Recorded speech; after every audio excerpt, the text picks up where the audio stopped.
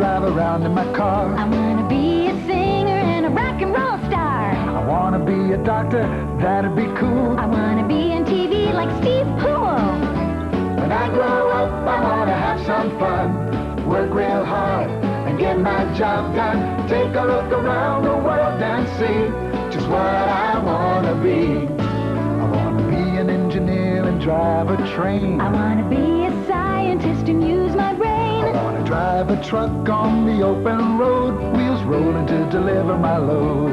I wanna be a farmer and milk a cow, grow some crops and ride my plow. I wanna play baseball 'cause I love to pitch. I just know I wanna be rich. When I grow up, I wanna have some fun, work real hard and get my job done. Take a look around the world and see just what I wanna be. I wanna drive a cat and work in the dirt. I wanna be a nurse and help folks that are hurt. I wanna be a pilot high in the sky in a jet plane I'm gonna fly. I wanna be an astronaut and fly to Mars. I wanna be an astronomer and study the stars. I wanna fix cars when they get a dent. Heck, I wanna be the president. When I grow up, I wanna have some fun, work real hard and get my job done. Take a look around the world and see just what I wanna be.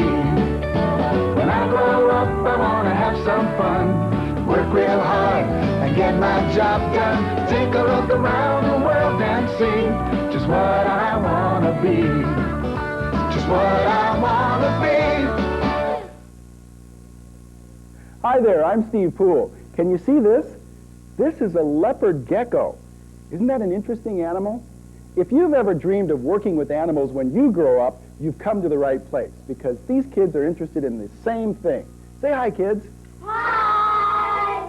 All right, let's get started. If you're interested in working with animals, the first thing you have to do is watch this.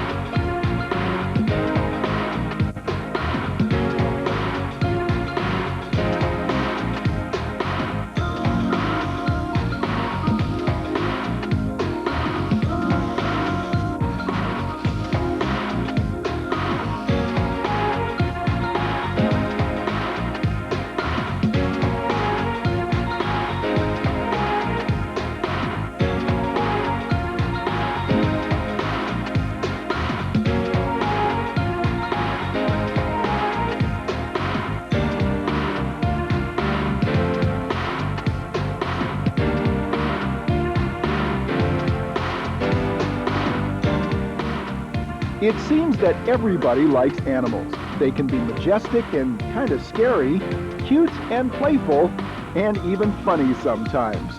But all animals, and especially wild ones, are complex and often unpredictable. They are, like us, an important part of our environment, and often it's up to us to protect them. That's why a lot of people like to work with animals. But it's not like playing with the family pet. No, it demands skill, training, and knowing all about the animal. Just ask C.J. Casson. He works with marine mammals.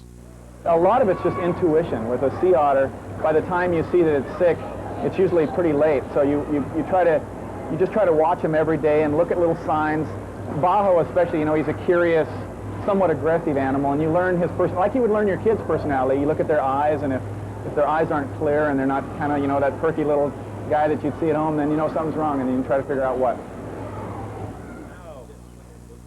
Elephants are obviously much bigger than sea otters, but the same things apply. It's challenging work because animals are smart, and they even play games. Like when I first met these elephants, and they decided to have some fun with me. This is C, and this is Bamboo. And C's the one that plays all the games. But when you bring out the treats, all those games end. Hey! And Bamboo is the real clever one. Hey, stop that! We all need a shower. You know, I'm getting an elephant shower here. Thank goodness zookeeper Russ Roach was there to call off his playful friends. The biggest challenge that we have working with them is they're very smart, and if they get bored, they'll play games. And they're very good at playing games. If you want them to do a specific thing that they do every day and they know how to do it, well, one day they'll decide to have some fun and not do it right or not do it at all. And that's where the games begin. And with some of the elephants, the games can end very quickly. If you bring out more treats so they know what they're working for, then all the games end. From elephants to otters and everything in between, there are thousands of animals in the world today. If you want to work with animals, then pay close attention and you'll find out what CJ and Russ spent a lot of years learning.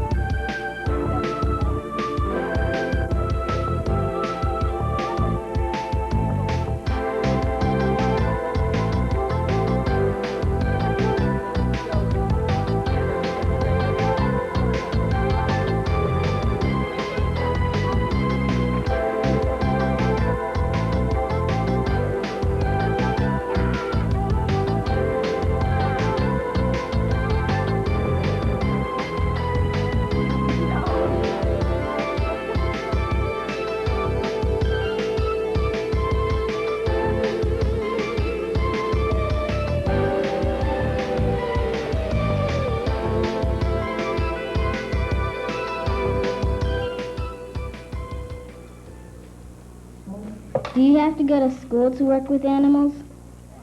Most people who work with animals do take very special classes in school, and they also had to be very determined to achieve their goal.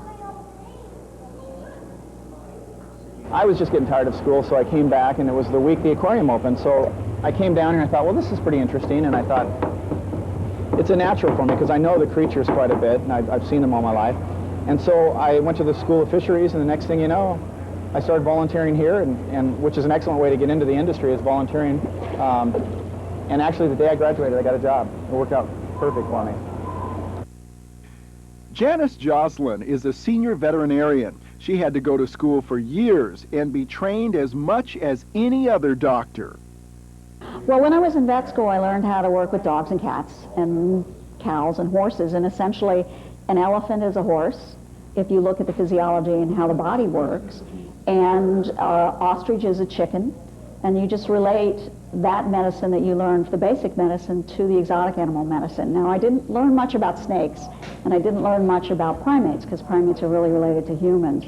So I had to get additional training after I got out of vet school, and I worked at the Primate Center at Davis, California, and did a residency there. And then I went on and did some training at other zoos, and then I ultimately got this job here. In school, you need to take all your tough classes, the biology and the math and the physics, all the classes that everybody hates. But as you know, as you get into it, it becomes, it's like a puzzle too, and it becomes more interesting. So it's just a combo of experience and the education. And never give up, never let anybody tell you there's just no jobs, because there aren't a lot of jobs, but I got one. Judy Steenberg works with tree kangaroos from New Guinea. She got interested in animals at a young age. He is a marsupial, just like other kangaroos. They think that a long time ago, kangaroos developed from possums. Well, it's kind of funny. It kind of started at my uncle's farm. When I was a youngster, I went out there every summer for a week or two, and then as I got older, I got to work on the farm and help him with his animals. And I have always liked animals. I like being around animals, and it's just something that I never really thought of being a zookeeper, but as I got older, I started thinking, what things do I like doing? And actually, I get along with them pretty well.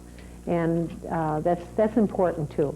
So I just kind of grew into it. It was kind of an accident. I went to a lecture one day about zoos and decided, I think I want to do that.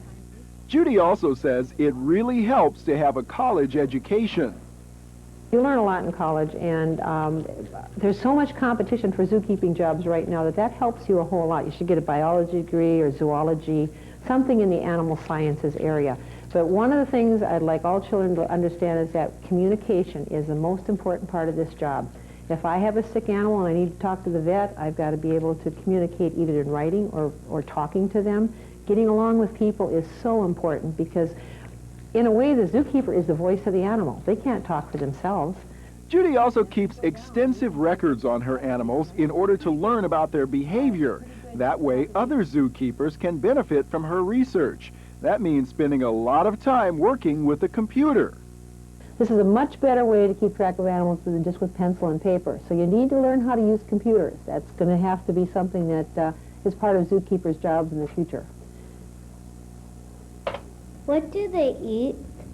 That's a good question, Ariana. I'm pretty sure it's not human food, at least not in the form that we're used to seeing, but let's check it out. The short answer is a lot, especially the big guys.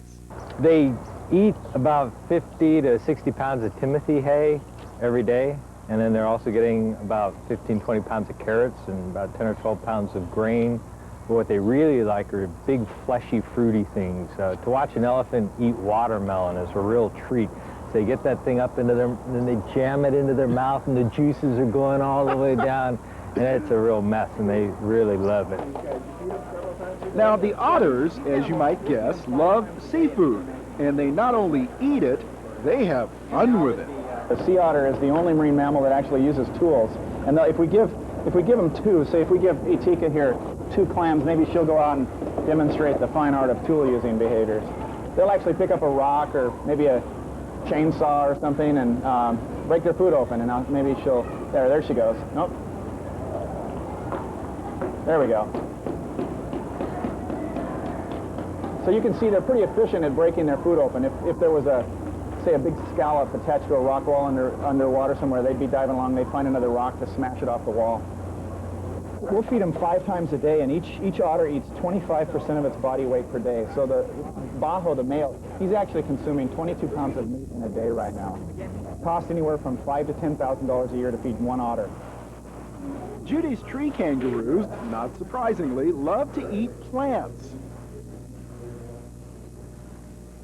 But they don't give the animals a lot to do. It'd be kind of like feeding them cereal all the time.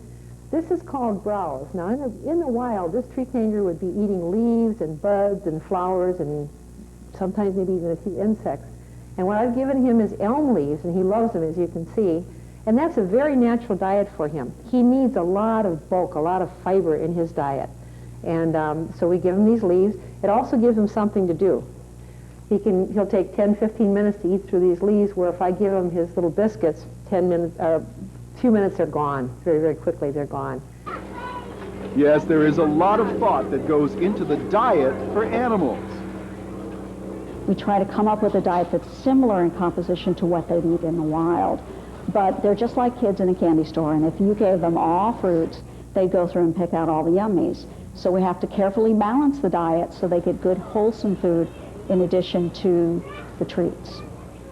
So as you can see, what and how much an animal eats depends on what kind of animal you're talking about. What's it like to train an animal? Most wild animals in zoos and aquariums are not trained to do tricks like in a circus. These animals are trained because it helps keepers to take care of them. Take the 2 seals I met named Doc and Barney. So one of the things I get him to do is jump out of the water, and I'll do that now. So there's a white thing up there. He's going to jump up to that white thing. Oh, let's get this guy to. Here he goes. Okay, now he's going to jump up there. There he goes. And that's how we get all the cameras real wet. So we're going to try that one more time. Okay, Doc, give us a jump. There he goes. So again, that's to get him all pumped up and ready to go. And now if I had to take blood from him, it'd be a lot easier and a lot less stressful.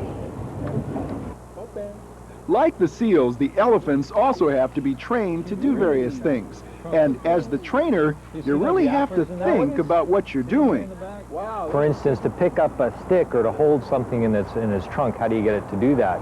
Well, if you teach it to pick something up off the ground initially, and then to pick up something that it might not necessarily want to pick up. So if you toss a carrot on the ground, it wants to pick up that carrot. And then you toss a stick on the ground, and it picks up that stick, and then you feed it the carrots, and then you teach it to actually pick up a stick that's not on the ground and to hold it while you're feeding those carrots or whatever treat the elephant really likes. And the challenge comes in, what if it doesn't get that idea?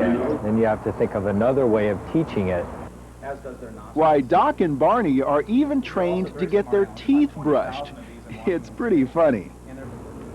You can see that he's starting to kind of smack his lips when he sees this coming, and he's starting to drool because he knows what's going to follow.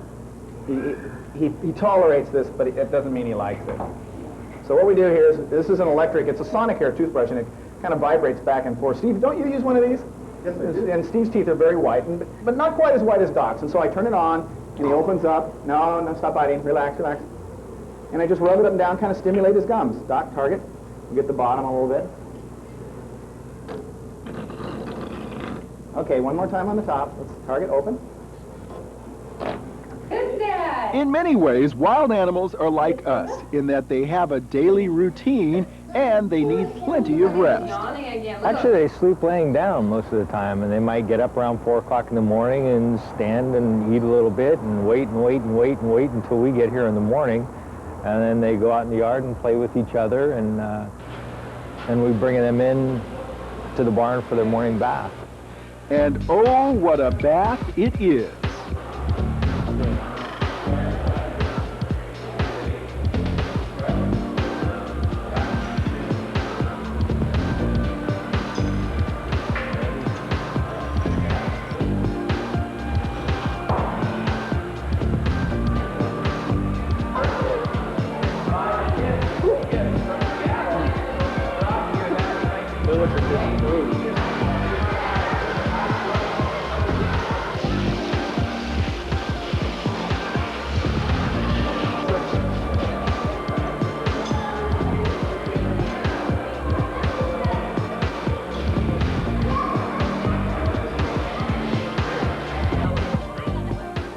In order to stand still for this, the elephants do have to be trained, but the activity also helps to stimulate their minds as well as their bodies.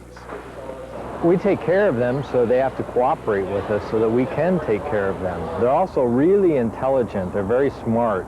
And if we were to spend all our life in a bathroom, you would get the idea of how boring that could be. And so by training them, we give them the mental stimulation. And to work with them, they get mental stimulation. And that's really important to alleviate boredom. And that's the growing trend in taking care of zoo animals, is enriching their environment and their behavior by allowing them to solve problems. What happens when animals get sick? Sometimes sick animals can end up here in the animal hospital run by Janice Jocelyn. Janice works with other specially trained veterinarians doing just about everything, including surgery. Here, they're working on an animal called a civet. It has a leg injury that could really get infected. We treat all the animals here at the zoo, take care of their medical care, and plus we do the mammals, birds, and reptiles, and some of the fish at the aquarium. So our range goes from anything from tarantula to snake to birds up to the elephants. Like people, the animals are not really too happy about having to go through this, but the vets are always working on new and better ways to provide treatment. We have a lot of medicines that are human products that are fruit flavored, and so the animals will take treats like that from the keepers that they wouldn't take from us. The elephants, we can melt chocolate bars down, put the medication in the chocolate bar, have it set up, and give them the chocolate bar whole, and they'll take the medication. So we have to come up with little regimes like that to get the medication to them and get them better. They'll be more comfortable there than they will here in the hospital. But unless it's obvious, how can you even tell if an animal is sick or hurt? After all, it can't talk to you. Well, as it turns out, if you really know the animal, it's amazing how much they can tell you. What's really important is being able to tell when an animal is sick. Just because it's standing by itself doesn't necessarily mean it's sick. It might just be a natural loner. It tends to be by itself all the time. But to be able to tell the body position of the animal, that it's not eating properly, it's not walking like it normally does, it doesn't have that nice normal spring to its step, those are really important to be able to tell that an animal is sick, so the veterinarian can come in and make a proper diagnosis. It's like a big puzzle, I guess. That's what's so fun about it. If something's going wrong, you have to figure out why. and you almost have to get inside the animal and think about what's going on from its perspective. Why is it nervous? What's bothering it today? And try and solve those problems. Keep them as happy and as healthy as possible.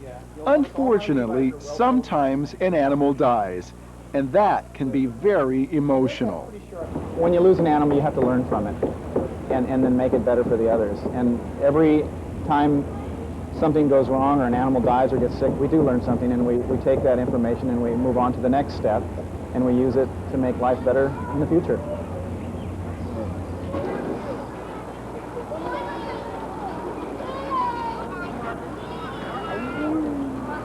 Is it dangerous?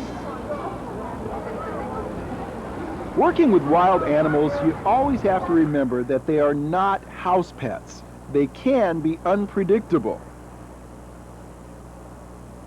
Sure, just because we work with the elephants here doesn't mean that they're not dangerous. This is still a wild animal. It just happens to be an 8,000-pound wild animal.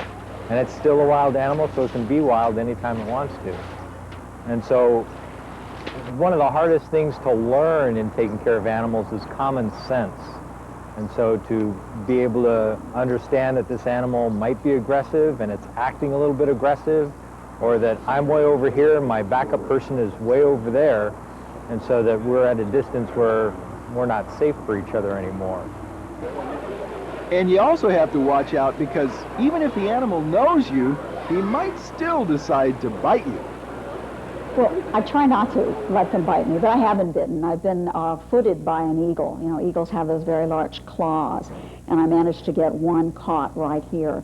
What you try to do is remain calm, which is hard when it's hurting you, and then get someone to help you release, pull the foot off, because if you yank your hand out, of course, it's going to hurt more.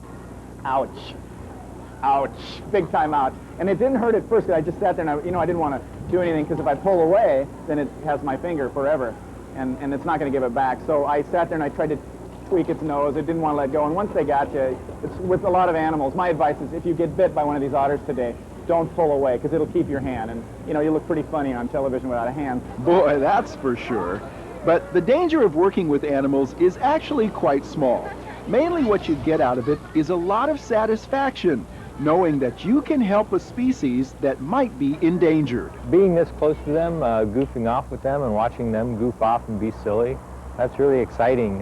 Taking a trunk shower with the elephants like you just did, any of those, it's immensely rewarding when things go right, too. And it's very frustrating when things go wrong.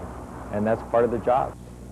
The thing I like about this job is that it's never routine, that we come up with new problems just about every day, that I may be working with a civet one day and with an elephant the next. We have some calves in here that we're raising, getting on a bottle for the family farm. And I had monkeys that were in here yesterday that we were doing exams and moving them to a new place. It's that unusual each day that comes up that I really enjoy. I guess the part that I enjoy is that taking care of them every day. It's nice being able to get close to them, but it's kind of nice to think that I'm going to make a difference, that something's going to be better because of the work I'm doing today. And I've been a zookeeper for about 20 years, and I've worked with tree kangaroos for about 12 years. And from the time I started to now, they're much healthier, they live longer in captivity, they reproduce better, and I've been a part of that, and that's exciting.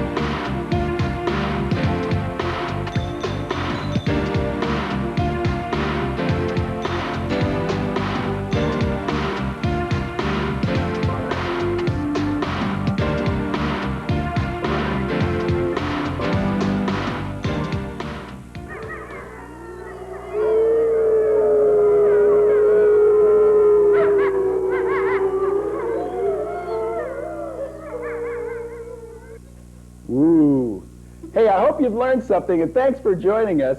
Remember now, never go near an animal that you're unsure of without your parents or a trusted adult. Safety first. But also remember, you can be anything you want to be. So long!